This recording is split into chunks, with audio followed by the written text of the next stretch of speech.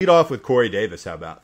Yeah, I'm a big fan of Corey Davis, and it seems like you might not be. You have him at wide receiver 45 below some guys like Cooper Kupp, Kelvin Benjamin, Jordy, Marquise Lee, only a spot ahead of Sanu. He's my wide receiver 26 as comparison. So I'm just wondering, what has you down on Corey Davis this year? Not sure. I'm not sure that I'm necessarily down on Corey Davis as much as the ranking might reflect. I had a piece that went on ESPN.com a couple of days ago about breakout candidates in their second year. And, well, he was the player that led the column. It was his photo that appeared at the top of that column. So I like Corey Davis as a player. My questions are probably more about whether the quarterback comes around a little bit this year. Marcus Mariota is a player with an abundance of talent and ability, but he struggled last year. He struggled as a thrower.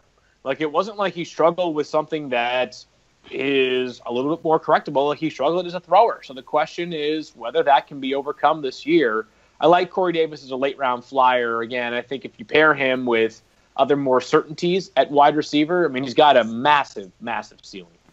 Yeah, absolutely. I think one thing that could improve for Mariota is the play calling. I know the exotic smash mouth is long gone now, and I'd like this guy they have coming in, LaFleur.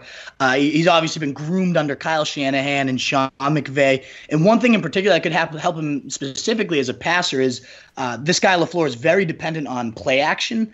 And that's something that, as bad as Mariota was overall as a thrower last year, he thrived on play action. According to PFF, his 122.8 QB rating and 11.2 yards per attempt on play action was the first in the NFL last year. And he only had 13 touchdowns, which again was pathetic, but 9 of them were on the play action throws. So if this is something LaFleur truly loves, and those attacks with the Falcons were the highest in the league on play action with Shanahan, and then Sean McVay's attack was right around 30% play action, and the Titans were only about 20%. I think that specifically, just that one thing could really help the whole passing game. And of course, Davis then being the target hog might really benefit and jump up because of that. So I'm all in. I think it's going to be that Shanahan X, target hog guy.